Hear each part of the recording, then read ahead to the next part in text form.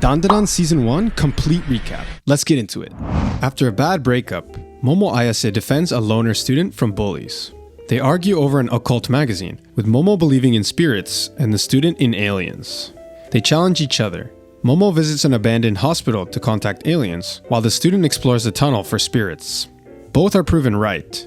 Momo is abducted by aliens, and the student is possessed by Turbo Granny. Using Momo's powers, they join forces to defeat the aliens, crash their UFO, and the student reveals his name, Ken Takakura, Momo's idol. Momo and Ken, nicknamed Okarun, recuperate at Momo's grandmother's house while she suppresses his curse. They are attacked by a sumo-like monster, initially thought to be an evil spirit, but revealed as the Flatwoods monster. Okarun convinces Momo to release her powers to fight, triggering his transformation into a yokai form that balances him with Turbo Granny. Despite their efforts, the alien injures Okarun.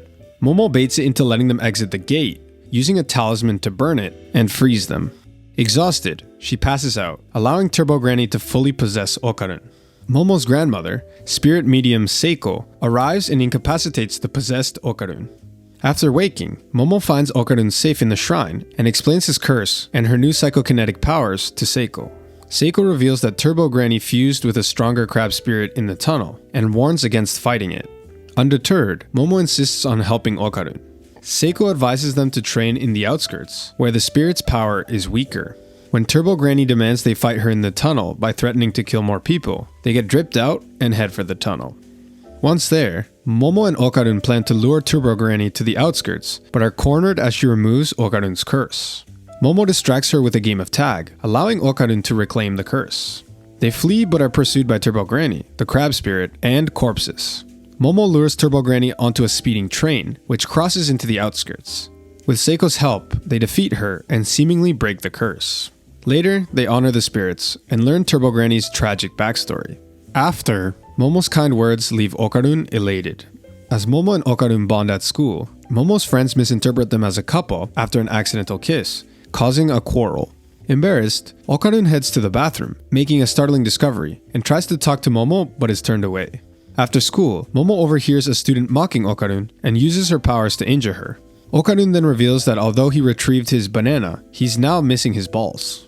They seek Seiko, who performs a ritual, pulling Turbo Granny's spirit from Okarun into a Maneki Neko doll. Turbo Granny admits she has no idea where the missing balls are. Turbo Granny explains that Okarun's missing balls, now golden kintama, are infused with her aura, which attracts spirits. At school, Aira Shiratori, the student who mocked Okarun, reveals she can see Momo's powers and shows a kintama she secretly took after Momo and Okarun's fight with Turbo Granny. Turbo Granny informs them, sensing Aira's spiritual awakening. Aira confronts Momo, attempting to exorcise her. Okarun and Turbo Granny intervene, but a spirit in a pink dress, calling herself Aira's mother, captures Aira. Okarun and Momo fight the spirit, acrobatic Silky, who swallows Okarun, Aira, and Momo. Momo lights Silky's hair with Aira's crosslighter, forcing her to release them. Momo and Okarun defeat Silky and retrieve Okarun's kintama from Aira, but they realize Aira has died from hosting a spirit. Silky offers to revive Aira by transferring her aura. Momo connects their auras, seeing Silky's tragic past as a broke single mother who endured assault and her daughter's abduction, leading to her suicide.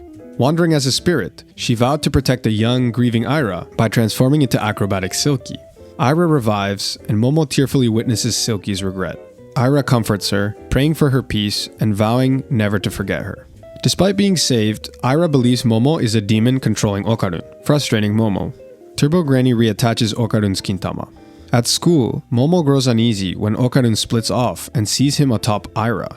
Earlier, Aira awkwardly confessed her feelings to Okarun, leading to an argument and her tripping him into the position Momo finds. Jealous, Momo refuses his explanation.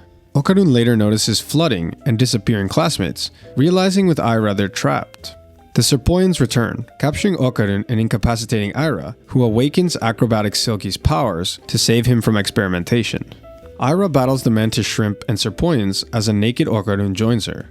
Momo arrives to help and they defeat the Serpo-controlled mantis shrimp. The realm floods and a plesiosaur, Nessie, appears, killing the Serpoians. The aquatic environment strengthens the mantis shrimp, which knocks out Aira. Amid the chaos, Okarun urges Momo to open up if upset. They rescue Aira and escape. Momo and Aira strip to undergarments to move freely, while a Serpo fuses with Nessie and the mantis shrimp. They struggle, but defeat the fused alien, returning to school, only to face an embarrassing misunderstanding. Momo and Aira sulk after the incident, as they and Okarun discuss the alien's goals. Okarun then explains the previous day's events to Momo. Meanwhile, Aira, feeling guilty for spreading rumors about Momo, takes responsibility and stops her classmates from harassing her. Later, Momo and Aira confront the wounded mantis shrimp and bring him to Seiko's house. The mantis shrimp reveals his son, Chiquitita, is dying from blood loss, prompting Seiko to offer milk, which he realizes is his blood equivalent. Grateful, he promises to help them. Soon after, Momo's childhood friend and first love, Gigi, arrives, shocking Okarun. Seiko reveals Gigi will stay with them as his parents, victims of supernatural events, are hospitalized. Seeking help from spirit mediums, Gigi was directed to Seiko. Transferring to Momo and Okarun's school, Gigi's banter with Momo fuels Okarun's jealousy, and fears she'll cut ties with him if she dates Gigi.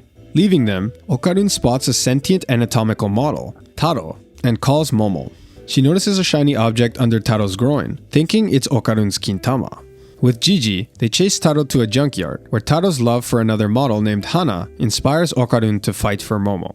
After realizing the Kintama Momo saw was a Christmas ornament, the group brings Hana to Seiko's house to wait for Taro. Meanwhile, Gigi suffers hallucinations of the spirit behind his parents' illness. Momo, Gigi, and Okarun visit Gigi's cursed house as Okarun, still jealous of Gigi and Momo's bonding, tries to impress Momo with his interests, but instead connects with Gigi. At Gigi's house, Momo suspects the spirit is hiding and leaves for an onsen alone, where she is cornered by some bad guys. While Okarun and Gigi bond over their feelings for Momo, they find a hidden room covered in talismans. Man, this show is so good, bro. Can't wait for season 2. Peace.